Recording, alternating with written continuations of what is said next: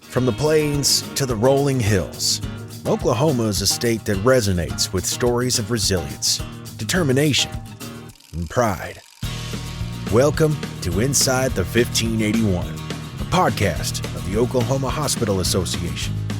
Together, we'll dive deep into the heartbeat of the great state of Oklahoma as we journey through the rich history, diverse culture, and the ever-evolving landscape within the 1,581 miles of border in our nation's 20th largest state. Each episode of Inside the 1581 will feature conversations with the many voices which help shape our state's future and our shared vision of improving health and healthcare in Oklahoma. Welcome back to this edition of Inside the 1581. I'm Rich Rasmussen with my friends and colleagues here, Representative Josh West, who's the majority floor leader for the Oklahoma House of Representatives, Trent Borland, who's vice president with SSM Health, and joining us via Zoom, our colleagues, Howard Manuel, who's the deputy senior advisor to the U.S. Department of Veterans Affairs, and to Richard Marble, who's the senior IT specialist at the U.S. Department of Veterans Affairs. And when we broke, we're going to get ready into this conversation here, talking a little bit, Richard, about what you're doing with your community care. Can you tell us a little bit about that and the impetus behind this in terms of trying to create these connection points for veterans into the private sector care that's available? So walk us through that. And certainly, Trent and Josh, you've got some ideas which you may have heard from some of your colleagues, where there might be some insights or some opportunities where we can offer suggestions to make it even more powerful. But Richard, why don't I let you take it and run with it? So right now we're working on a program that we call the External Provider Scheduling Program, which is a way to take care of our community care gaps. You know, what's driving this? We have a goal in the VA that if we've determined that the veteran is eligible for care in the community, which is usually associated with a wait time or drive time for access to care within the VA system. But our goal is to make sure that we book an appointment within 7 days of that referral being completed. We call that our file entry date. We track this on our Access to Care website.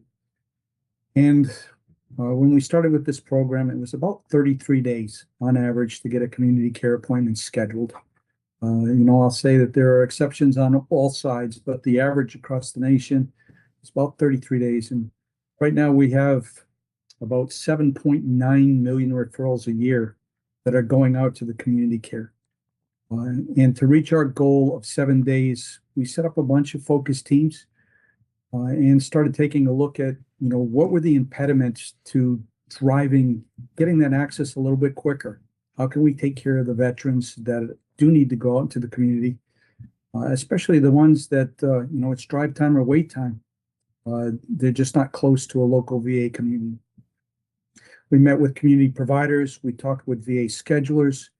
We talked with veterans, and the result was we came up with, what we recognized as the problem, which was a tremendous amount of telephone calls, faxes, and communication between the VA, who was trying to coordinate care and quality care with the community provider, and matching up the availability or access in the local community to that veteran's preference.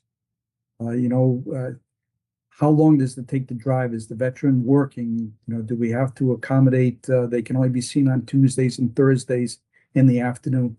That results in a tremendous amount of VA staff having to make phone calls to community providers to see what was available. And our solution was to come up with an electronic connection to the electronic health records in the community to see the access that is available to the veterans from that community provider. We started off with a small pilot in Orlando, Florida. We wanted to test the capability to see, could we technically do it? We had great successes in hooking up over 150 different electronic health records in the Florida area. And then we shifted to a secondary pilot, which was Columbia, South Carolina.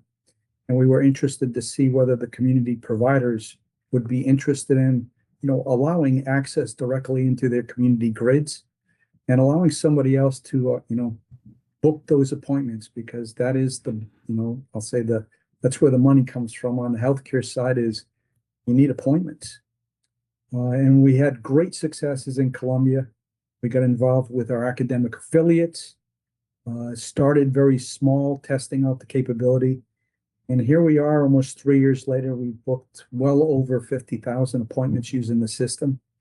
We've got over 15,000 provider grids or appointment schedules lined up in the system.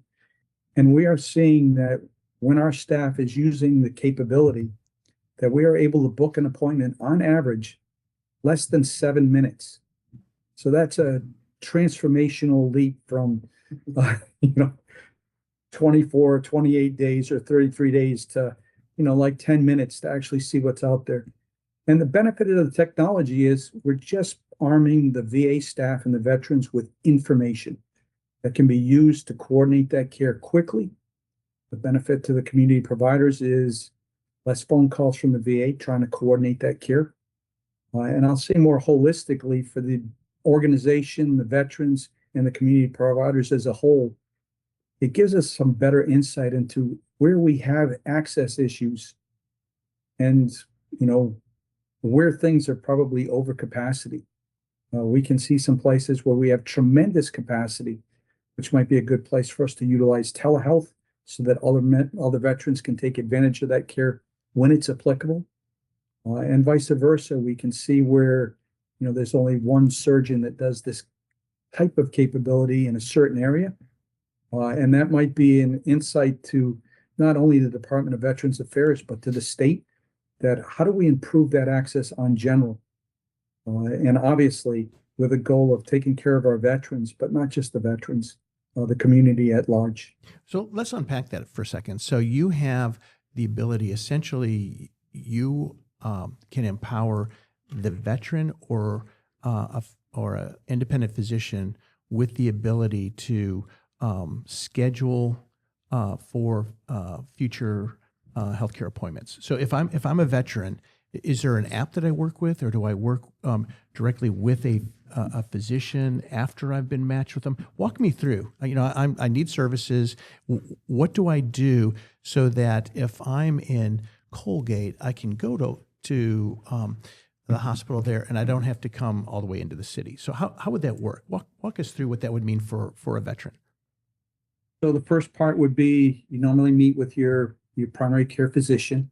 And that could be a private sector primary care physician. Doesn't have to be a VA physician, correct? Or Veterans? A Veterans Affairs physician. It would. So if you're so that you're receiving care in the VA based on your service-connected disability. Okay. And then that physician or that primary care manager determines that they personally cannot provide the care. So we write a consult like you would do in the commercial world. Your family practice doc doesn't do cardiology. So you need to go see a cardiologist over whatever your perceived issue is. For the veteran at that point, we inform them that we're going to start a consult. The provider has that discussion with the veteran. And then we begin our process of determining eligibility. Make sure that, the veteran's eligible for it. And there are ways and means that go along with that based on their priority group, how service connected, how many service connected disabilities do they have, and how that affects their ability to pay or copay. We make those determinations, and then I'll say, in this case, with external provider scheduling, we have determined that there is not care available in the VA system. So that's number one. Or if there is care that's available within the VA system, it's not available within the time or distance criteria that we expect the veteran to either wait or drive to get to it. And what is that distance? What is the distance criteria right now? Do you know what that is? 60-minute drive 60 minutes for specialty care. Okay. And it is right I can now, tell you that it would be more than 60 minutes if you're driving from Beaver, I would think, right? Or you're from Boise City. It's going to be more than 60 minutes. Oh yeah. Or McCurtain County. Yeah.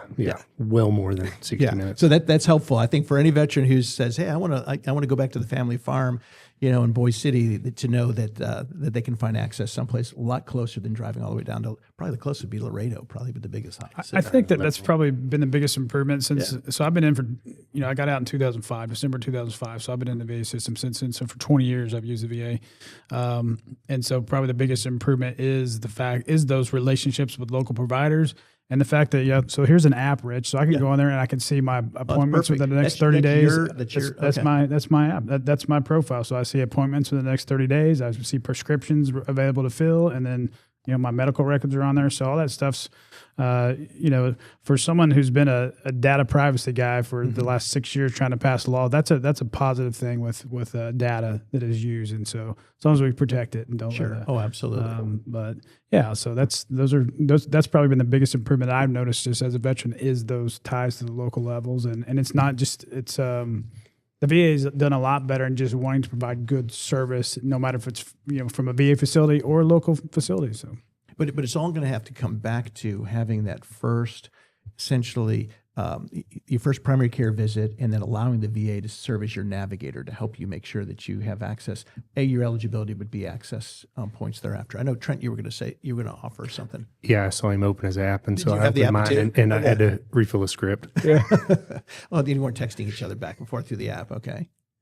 Well, you can also have direct access with your provider. So if I need to talk, very good. I can go in there and email my provider in there if I have a question or whatever. So it's a great tool. So I would think, Richard, I would think not every provider participates in this. And certainly not every hospital. So there might be opportunities. And we before we broke, we talked about looking at ways in which hospital associations with boots on the ground can help extend the reach of the VA. I would think that there are opportunities to grow this. It's not something that every hospital participates in unless they're made aware, and certainly they can see the return on their investment of time to support our veterans. Absolutely. A lot of times as we've been rolling this out, sometimes the providers, we hear that this is a no-brainer and just let's get this done. And then other times there's a lot of questions over, so you want to make an electronic connection and they're worried about security, as they rightly should, HIPAA compliance, data access, and then a lot of times over what am I giving the federal government access to in my healthcare record? So we've got to work through those things. And we've had a lot of success with onboarding providers, but we've got a great technology system that's secure.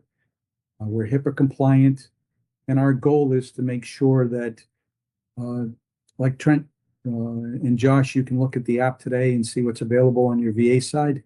With the Cleveland-Dole Act, one of the pilots that we're working on right now is to be able to give you access to those community care providers that are sharing their electronic grids, so that if you have a valid referral, you could book that appointment yourself. You wouldn't have to necessarily wait for the VA to book the appointment or maybe make a phone call on your own. So you've made these investments here. Certainly, we have two testaments here, right? Both of you popped over your app, and they exchanged diet plans and everything with each other, right? You guys have it ready to go, yeah.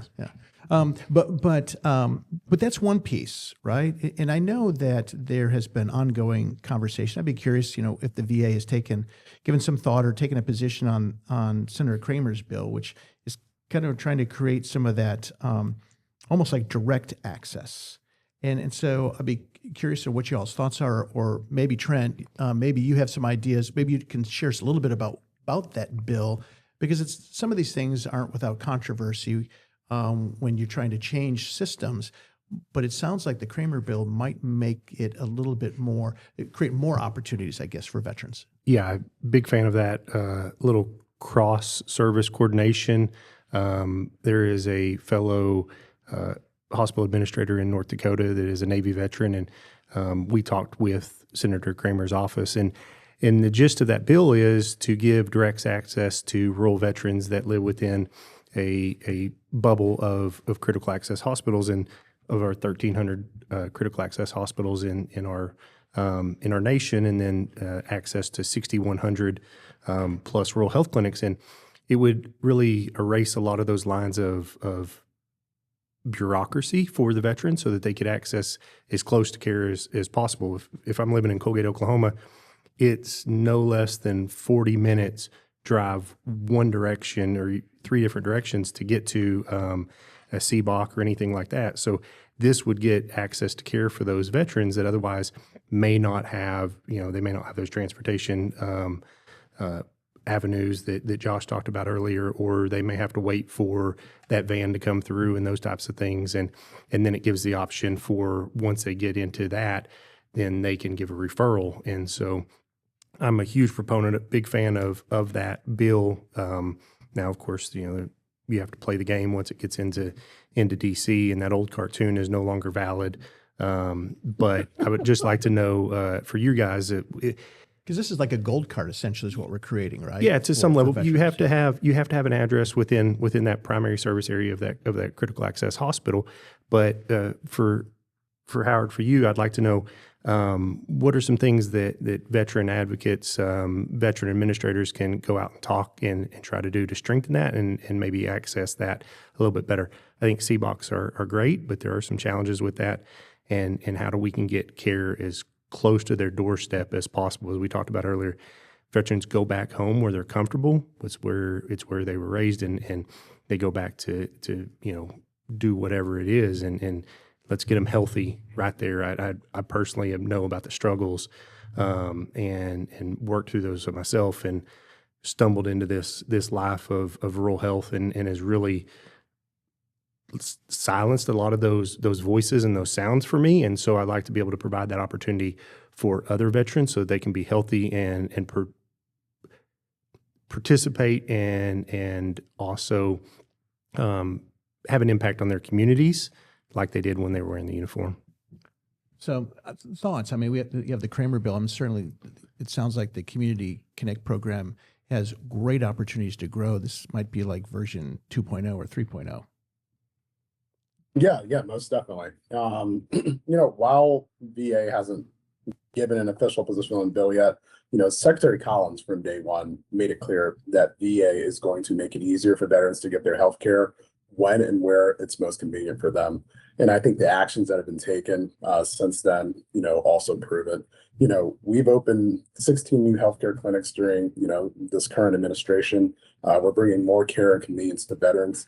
But more importantly, to the point of community care, in May of 2025 this year, we removed that old requirement, as Rick was telling you, where you had to get a second endorsement after a VA doctor gave you a referral. The old process essentially was VA doctor, wrote up that consult, and then it usually went back to another LPN or an RN to essentially review it and see whether or not it was appropriate.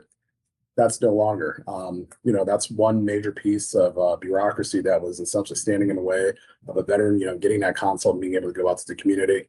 So we were able to, remove that paperwork requirement, that review requirement to kind of speed up the process. But I think also, as you're going to see, whether it's with the deployment of EPS and some of these other things that are going to be coming, we're making those moves to ensure that community care or even direct care is going to be at the veterans' convenience and very efficient as they want it. Well, let's just hope that private health insurance approaches their prior authorizations like you just did, eliminating part of those extra hoops. We would all celebrate that if we could, certainly. And so, we have legislation out there that can look at taking this to a 3.0.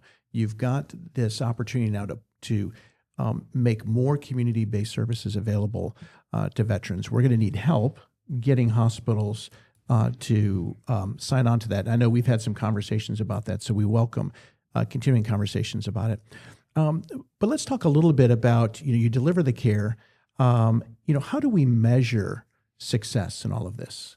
I mean, are there key quality measures? Are there key performance measures that we should be thinking about? Because I think oftentimes, particularly taxpayers, they look at government as big bureaucracies and don't truly appreciate what goes into process improvement, what goes into outcomes, what goes into truly demonstrating that we are good stewards of the resources that the taxpayers give us.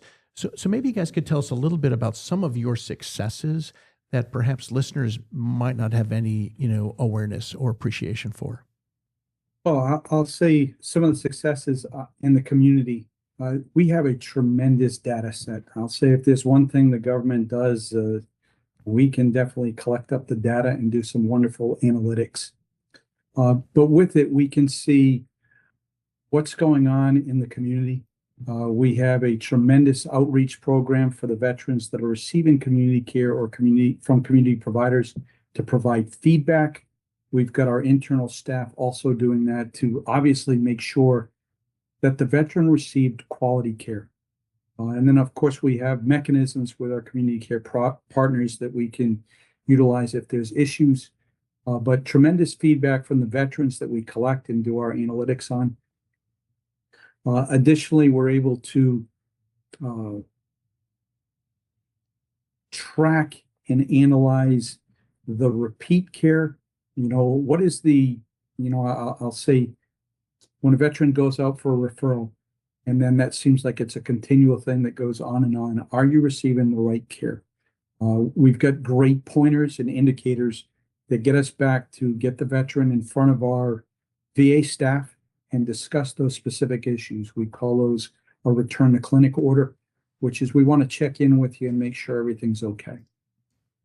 Well, I think those are great examples, and maybe as VA leadership thinks about ways in which they can bolster and strengthen relationships, again, with partners like the state hospital associations, we could look at some linkages on the quality improvement that hospitals do. Trent chairs our quality council here at the association, where we focus in on things like our readmission rates, prescription medical errors, post-surgical complications, and on the obstetrical and maternal child health. Certainly, that doesn't necessarily impact the veterans VA like it does in the private hospitals. But I think there's ways in which we can all learn from one another. And certainly the VA has some great examples of that. And I think the private sector has some similar examples that maybe we would love to be your guinea pig, right? So if you wanted to come back and say, hey, let's look at some ways where we can do some more to really gross up the work that we're doing in quality, particularly with these new rural health transformation dollars, I think there's an opportunity to be able to do that. If we were to step back here for a minute, we've been talking for about 50 minutes, and then we'll probably wrap with this. As a veteran, and maybe for Josh and Trent, you can talk about how you first accessed the care. If a veteran walked away having listened to this without the cowbell that we traditionally bring in, because Trent forgot to bring in the cowbell, if we did this, what is it that they need to know to be an advocate for their own health? What is the first step they need to do? Because we learned what's available once you walk through the door. What does it take, and what is the first step if you were to give counsel to your peers for accessing care through the VA? The biggest thing is this, what I would say, we're fortunate where I live because we've got Muskogee that's to the south of me. That's a regional center, right? And so I send a lot of veterans down there to that regional center where they can go get signed up. There's a lot of, there's full-time service officers down there.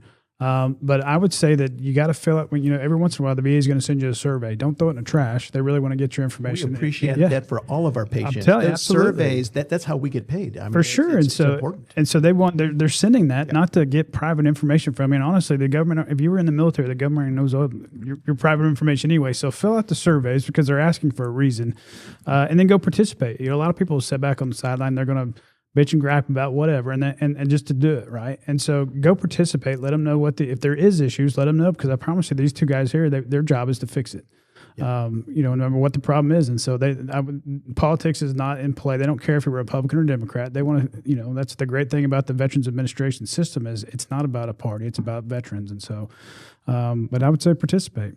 Don't just stand on the sideline and gripe, and let them know what the problems are. And if someone needs advocacy on the state level, is there a particular lawmaker they should call? Oh, well, they can call. They should be able to call their rep, but you can always call. No cell phone exchange here, because absolutely. You guys are doing their text messaging between your VA apps. No, honestly, if you don't have if you live in the state and you don't have a relationship with that state representative or state senator, you should. You should.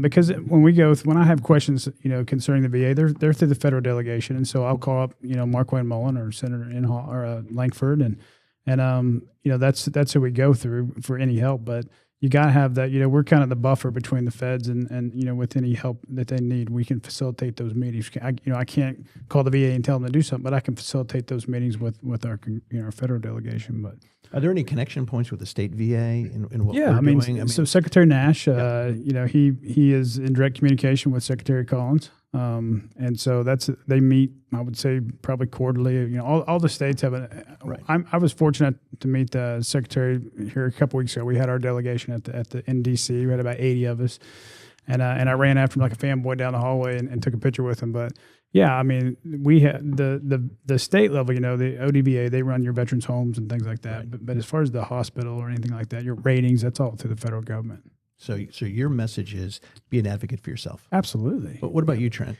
Yeah, definitely. We've had some changes through time where service officers have been taken out of VFWs and things like that. You have to go to the clinic, or the hospital, whether it be in Muskogee or Oklahoma City. But trying to get there, the question is, to Josh's point, if there's any veterans that need help, call me, because I'll gladly make connections wherever we can do. Yep. But you have to advocate for yourself. That's something we learned in the service: is advocate for yourself, advocate for these things, and it doesn't stop. Now, once you're in the VA system, you get a lot of great care teams, and they help take care of you. There's not a lot of barriers to care. It's just not even really barriers to access in that point. But finding somebody you may know that's knowledgeable, staying within those groups and those text threads, whatever they may be, with your buddies, and saying, hey, how do I get that? I multiple guys that I've talked through that process. But yeah, advocate for yourself. And talk about access real quick. I mean, we'll have the most high-speed, high-tech VA hospital in the country here on November the 11th. It'll be the James Mountain Inhofe VA Medical Center, which was a partnership between the VA and OSU Med. Do we have that on? We need to make sure we have that on. We're doing the ribbon cutting.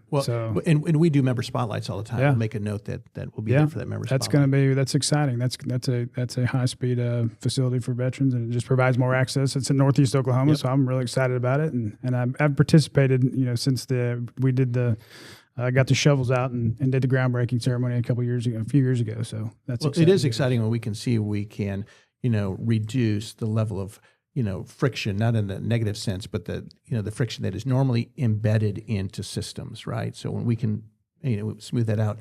And so, Richard and Howard, any last parting thoughts you have? I mean, this has been really helpful, I think, for folks that are listening in on this, where the VA is going. They're embracing technology. They're trying to close the gap for veterans to ensure that they have access closer to their home. And certainly there's always opportunities for us to grow. Any other closing thoughts that you have for joining us today in this edition of Inside the 1581? Well, I'd say advocate for yourself. I'm in agreement. If you're a veteran, you should talk to your VSO and begin the process. We all get it that it can be an arduous process, but you've got to do the paperwork. You've got to advocate for yourself. And as a veteran who works in the Department of Veterans Affairs, I am surrounded by people that are dedicated to taking care of veterans. They want to help. But part of it is you have to advocate for yourself and do the work that's associated with it. The second part I would say is we've got some great opportunities out here. We want to improve access to care. We want to speed the care to the veterans and make sure that it is the high quality, right care that they deserve. Howard? Yeah, I'll piggyback on that. And I think the future of the department is very bright, whether it's coming to access, technology, improving the workforce. All these areas are going to see great transformations. Secretary Collins, this administration, we're committed to getting the VA right, and making it somewhere that every veteran is completely just proud of what they see. Veterans everywhere, you've earned this benefit, and we want to create a VA that meets your needs, and we're going to do that. Well, Howard, we appreciate those closing thoughts. I know I was going to ask you about baseball, and you made it very clear to me that you're an Ohio State fan. So you think they're going all the way? Okay, Without a doubt. He's confident. He's confident in that, No. even though we've got Alabama, who's just has changed their season after their first game loss. So we'll see. It's going to be a fun time as we go into the fall. Hey, we got an OU Ole Miss this weekend. Well, OU. I mean, they're the silent horse out there. I mean, I think they really have an opportunity. We were down in Dallas. That was not a good showing in the second half for sure, but. They went out. They got probably the toughest schedule in the country right now. With the whole new redesign of playoffs, everyone has an opportunity, which is what it should be. I really want to beat Ole Miss back because their coach made some pompous remarks about getting scheduled to OU every year like we're not up to their class. Yeah. So, Well, But it'll be a fun one. Yeah. It'll be a fun one for sure. Thank you, gentlemen, for joining us. We've been delighted to have in this conversation of Inside the 1581 joining us Representative Josh West, who's the Majority Floor Leader in the Oklahoma House of Representatives, Trent Borland, Vice President with SSM Health, overseeing their rural hospitals, and joining us from the U.S. Department of Veteran Affairs, Howard Manuel, who is the Deputy Senior Advisor for the U.S. Department of Health, and Richard Marble, who's the Senior IT Specialist at the U.S. Department of Veterans Affairs. And guys, we just appreciate you spending the time with us.